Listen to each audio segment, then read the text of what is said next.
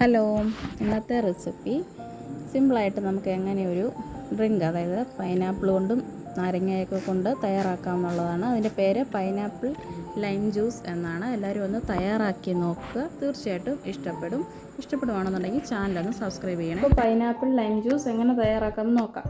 അതിനുവേണ്ടി ഞാനിവിടെ കുറച്ച് പൈനാപ്പിൾ ഇപ്പം കട്ട് ചെയ്ത് വെച്ചിട്ടുണ്ട്. അതിട്ട് കൊടുക്കുക. ഒരുപാട് പൈനാപ്പിൾ വേണ്ട, വളരെ കുറച്ച് മാത്രം പൈനാപ്പിൾ ഇട്ട് കൊടുക്കുക.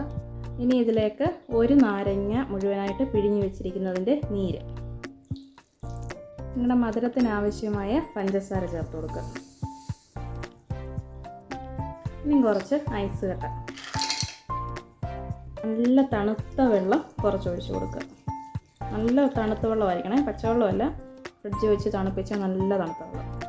ഇതിനി മിക്സിയുടെ ജാറിൽ നന്നായിട്ട് അടിച്ചെടുത്തുകൊണ്ട് വരും. നന്നായിട്ട് അരച്ചെടുത്തുകൊണ്ട് വന്നിട്ടുണ്ട്. ഇനി നമുക്ക് ഇതൊരു അരിപ്പയിലൂടെ അരിച്ചെടുക്കാം.